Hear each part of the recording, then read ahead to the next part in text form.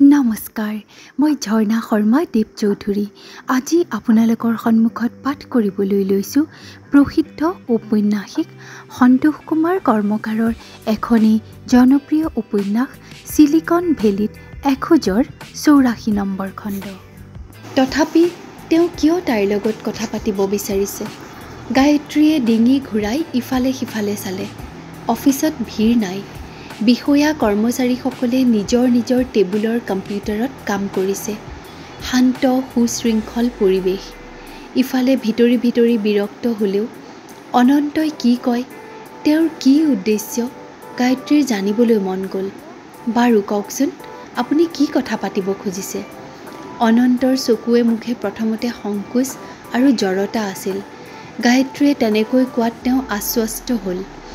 তাৰ বাবে সংকোচ জড়তা নাইকিয়া হ'লেও লাজ সনা হাঁহিৰে ক'লে, চাওক মিছ বৰুৱা, মই আপোনাৰ লাইকিংছ ফিলিংছৰ ওপৰত একো ক'ব নোৱাৰোঁ। কোৱাৰ অধিকাৰ মোৰ নাই। কিন্তু মই আপোনাক ৰিকুৱেষ্ট কৰিব পাৰোঁ। আপোনালৈ মোৰ আৰ্নেষ্ট ৰিকুৱেষ্ট। অকল ৰিকুৱেষ্টেই নহয়, it is my sincere appeal. মোৰ হৈ অনামিকা বাইদেৱে আপোনালৈ আগবঢ়োৱাৰ প্ৰপ'জেলটো কাইণ্ডলি একচেপ্ট কৰক। একচেপ্ট কৰি আপুনি বেংগালুৰুত থাকক। মই আপোনাক আশ্বাস দিছোঁ, I will take care of you and I will try my level best to remain at your trust as a responsible husband. কথাবোৰ এনেকৈ ক'লে যেন এইবোৰ ক'বৰ বাবে তেওঁ বহুদিন ধৰি অপেক্ষা কৰি আছিল আৰু তাৰ বাবে নিজৰ মনতে তেওঁ কেইবাবাৰো অভ্যাস কৰিছে। একেবাৰে কথাখিনি কৈ তেওঁ উশাহ ল'লে। তাৰ পিছত অনুগ্ৰহ পাবৰ আশাৰে গায়ত্ৰীৰ পিনে কাতৰ দৃষ্টিৰে খন্তেক চাই তাই তলমূৰ কৰি ল'ল। গায়ত্ৰী অবাক হ'ল।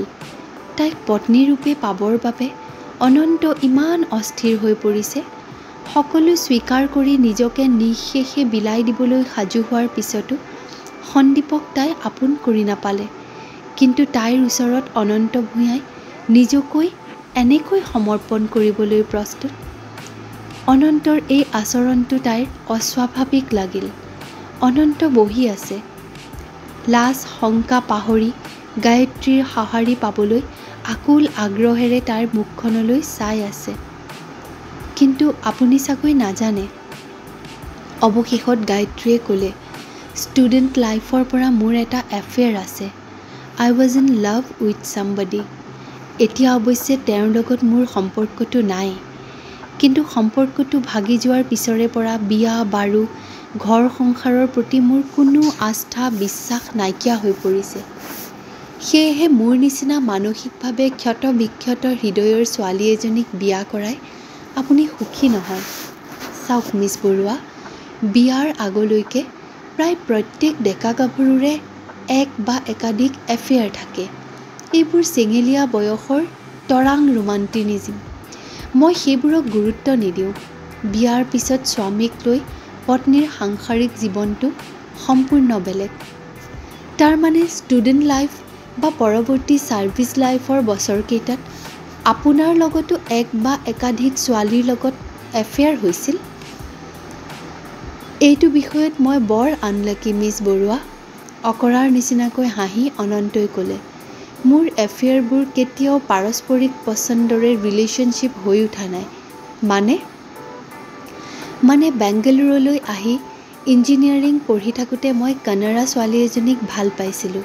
পিছত গম পালোঁ, মই ভাল পাবলৈ লোৱাৰ 3 বছৰৰ আগতেই মাক দেউতাকে ডাক্তৰ এজনৰ লগত তাইৰ বিয়া ঠিক কৰি ৰাখিছে। তাৰ পিছত চাকৰি পাই মোৰ লগত কাম কৰা ইউপিৰ ছোৱালী এজনীক ভাল লাগিল। প্ৰপ'জেল দিয়াৰ বাবে দিন বাৰ ঠিক কৰিলোঁ।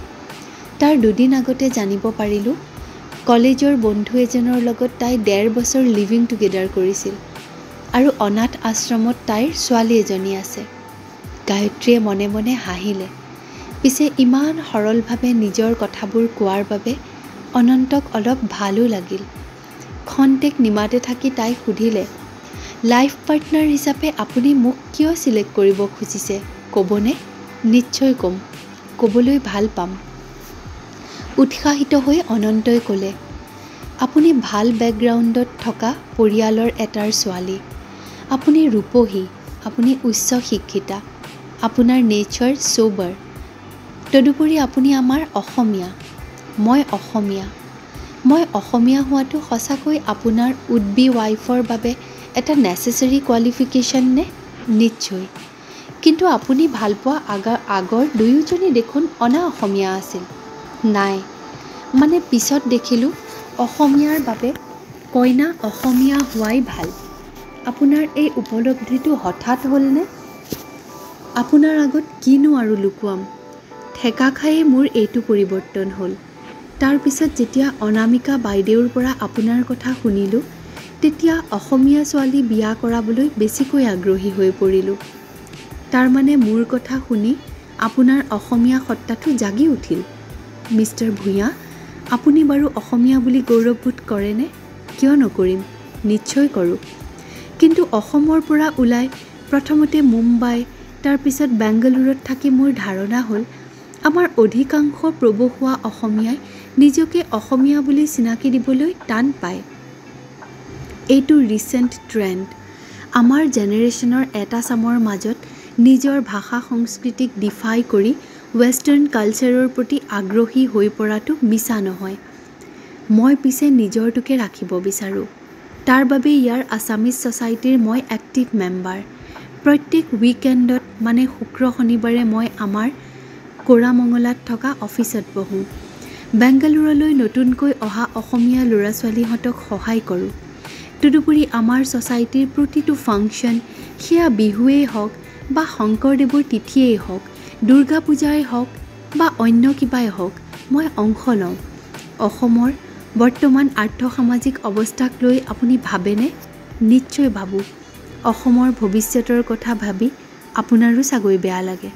বেয়াটো লাগেই, পিছে কি কৰিব কওকচোন। অসমৰ আজিৰ পলিটিকেল ছ'চাইটিকেল টাৰ্মিনেল চলিছে। এইবোৰৰ বাবে আপুনি মই দায়ী নহওঁ। আপোনাৰ মোৰ হাতত একোৱেই নাই যে আমি কিবা এটা কৰিব পাৰোঁ। আপোনাৰ অসমলৈ উভতি যাবলৈ মন নাযায়নে? এসময়ত উভতি যোৱাৰ কথা ভাবিছিলোঁ, এতিয়া নাভাবোঁ। ফ্ৰেংকলি টু স্পীক, সঁচাকৈয়ে নাভাবোঁ। বেংগালুৰুত এনেকুৱা এটা প্ৰেষ্টিজিয়াছ অৰ্গেনাইজেশ্যনত চাকৰি, 4 বছৰ চাকৰি কৰাৰ পিছতেই HSR 2 BHK ফ্লেট লোৱা, পিছৰ বছৰত লোৱা ফ্লেট কাৰ লৈ বেংগালুৰুত থকাৰ চাৰ্ম, ছাৰ্ভিচ কেৰিয়াৰত উন্নতিৰ সুবিধা, ইয়াত থকাৰ বাবে বিশ্বৰ আধুনিকতম বিজ্ঞান প্ৰযুক্তিক জনাৰ লগতে এইবোৰ এপ্লিকেশ্যন কৰাৰ সুযোগ, এইবোৰ এৰি অসমলৈ গৈ কৰিমনো কি কওকচোন। নাই, অসমত সেইটো পৰিৱেশ নাই। তেনেকুৱা পৰিৱেশ বা সৃষ্টি হ'ব বা নাই, তাৰো কোনো সম্ভাৱনা নাই। আৰু এইটো অকল মোৰ কথা নহয়, মোৰ নিচিনা অসমৰ পৰা অহা সকলোৱে এনেকৈয়ে ভাবে। মানে অসমত ছাৰ্ভিচ কেৰিয়াৰ বিল্ডআপৰ সুবিধা নাই। সেয়েহে আকৌ আপোনাক অনুৰোধ কৰিছোঁ, আপুনিও ইয়াত থাকক। ইয়াত থাকি ইয়াৰ লাইফৰ অংশীদাৰ হওক। ইমান কষ্টৰে ইমানখিনি পঢ়া শুনা কৰি বেংগালুৰুলৈ আহি চাকৰি কৰাৰ সুযোগ পালে যেতিয়া, ইয়াত সহজতে পোৱা আধুনিক উপকৰণৰে নিজকে এনৰিচ কৰি ছাৰ্ভিচ কেৰিয়াৰ গঢ়ি তোলক, লগতে লাইফটোক এনজয় কৰক। গায়ত্ৰীৰ তেতিয়া সন্দীপৰ কথা মনত পৰিল। এসময়ত সন্দীপেও তাইক এনেকৈয়ে উৎসাহিত কৰিছিল। সন্দীপৰ কথাত উৎসাহিত হৈয়েই সুখ আয়াসেৰে পৰিপূৰ্ণ জীৱন উপভোগ কৰিব পাৰিব বুলি আশা কৰি তাই এই বেংগালুৰুলৈ আহিছিল। ইতিমধ্যে তাইৰ সেই আশা ভাগি চুৰমাৰ হৈ গৈছে। কেনেকৈ তাইৰ আশা আকাংক্ষা ভাঙি চুৰমাৰ হৈ গ'ল, এইবোৰ অনন্তক কৈ লাভ নাই। কাৰণ বুদ্ধি জ্ঞানৰ ফালৰ পৰা সিমানখিনি আধুনিক আৰু গতিশীল নহ'লেও অনন্তও সন্দীপৰ নিচিনাই অকল ব্যক্তিগত সুখ ভোগ লৈ ব্যস্ত থাকিব বিচৰা মনৰ মানুহ। তাৰ বাবেই অনন্তৰ প্ৰতি গায়ত্ৰী বিৰক্ত হ'ল। তেওঁৰ ওপৰত তাইৰ খং উঠিল। চাওক মিষ্টাৰ ভূঞা, আমাৰ নীতি নিয়ম, আচাৰ সংস্কাৰবোৰ কিছু কিছু ক্ষেত্ৰত অপ্ৰাসংগিক হৈ পৰিলেও আমি এটা ছ'চিয়েল ছিষ্টেমত আছোঁ যেতিয়া আপুনি মোলৈ এনেকুৱা প্ৰস্তাৱ এটা আগবঢ়াব পাৰে, আৰু প্ৰস্তাৱটো আগবঢ়োৱাৰ বাবে আপোনালৈ ধন্যবাদ যাচিছোঁ। বিচৰা নাছিল যদিও ভিতৰৰ খং বিৰক্তিটোৱে গায়ত্ৰীক কঠোৰ কৰি তুলিলে।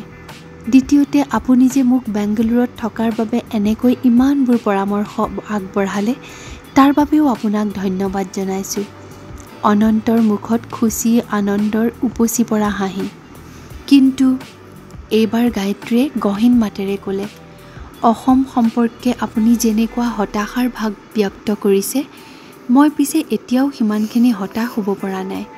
আৰু মই ভাবোঁ এতিয়াও অসমৰ সকলো শেষ হৈ যোৱা নাই। বাংগালুৰুৰ ইতিহাসৰ লগতে ইয়াৰ বৈজ্ঞানিক প্ৰযুক্তি আৰু শিল্প উদ্যোগৰ বিকাশৰ বিভিন্ন দিশবোৰ জানিবলৈ পাই মোৰ ধাৰণা হৈছে যে আপুনি, মই, আমাৰ নিচিনা আটাইয়ে ঐক্যবদ্ধ হৈ আমাৰ অসমৰ আৰ্থিক বিকাশ কৰিবৰ বাবে উদ্যোগ ল'ব পাৰোঁ। এই বেংগালুৰুৰে এগৰাকী উদাৰ জাতীয়তাবাদত বিশ্বাসী ব্যক্তি ৰাজশেখৰ আয়েংগাৰৰ কথাত অনুপ্ৰাণিত হৈ তেনেকুৱা এটা ধাৰণাৰেই ট্ৰেন্সফাৰ লৈ মই অসমলৈ উভতি যাবলৈ ওলাইছোঁ। আৰু মই আপোনাকো অনুৰোধ জনাইছোঁ, ইয়াত ভেলোৰ নিচিনা উদ্যোগত ইমান বছৰ চাকৰি কৰি লাভ কৰা বৈজ্ঞানিক জ্ঞানৰ ভঁৰাল লৈ আপুনিও অসমলৈ বলক। এতিয়া অসমত সাংঘাতিক পাৱাৰ ক্ৰাইচিছ চলিছে। পাৱাৰ নথকাৰ বাবে আমাৰ সম্পদক ব্যৱহাৰ কৰাৰ জৰিয়তে ইকনমিক গ্ৰথটো ষ্টেগনেণ্ট হৈ পৰাৰ নিচিনা অৱস্থা এটা হৈছে। আপোনালোকৰ নিচিনা প্ৰতিভাৱান ইঞ্জিনিয়াৰসকলে একেলগে লাগিলে অসম চৰকাৰো নিশ্চয় আগবাঢ়ি আহিব। সুনিৰ্দিষ্ট পৰিকল্পনা লৈ কাম কৰিলে অসমৰ সম্পদ ব্যৱহাৰ কৰিয়ে পাৱাৰৰ নিচিনা ৱাৰ্নিং ক্ৰাইচিছটোৰ লগতে আন সমস্যাবোৰৰো সমাধান কৰিব পৰা যাব। কিন্তু মিছ বৰুৱা, আপুনি দেখোন মই আগবঢ়োৱা প্ৰপ'জেলটোৰ বিষয়ে একোৱেই নক'লে। গায়ত্ৰীৰ খং বিৰক্তি আৰু বাঢ়িল। মুখখন টান কৰি ক'লে, আপুনি মোৰ অনুৰোধটো ৰাখিলে মই আপোনাৰ অনুৰোধটোৰ কথা বিবেচনা কৰিম। কিন্তু মই আপোনালৈ আগবঢ়োৱা প্ৰপ'জেলটো এটা ব্যক্তিগত বিষয়। এইটোৰ লগত মই বেংগালুৰু এৰি অসমলৈ গৈ ইলেক্ট্ৰিক পাৱাৰ জেনেৰেট কৰাৰ বাবে কাম কৰাৰ কি সম্পৰ্ক মই বুজি পোৱা নাই। সম্পৰ্ক আছে। সম্পৰ্কটো বুজি পোৱাৰ মেধাও আপোনাৰ আছে। আপুনি আপোনাৰ দৃষ্টিভংগীটো সলনি কৰক।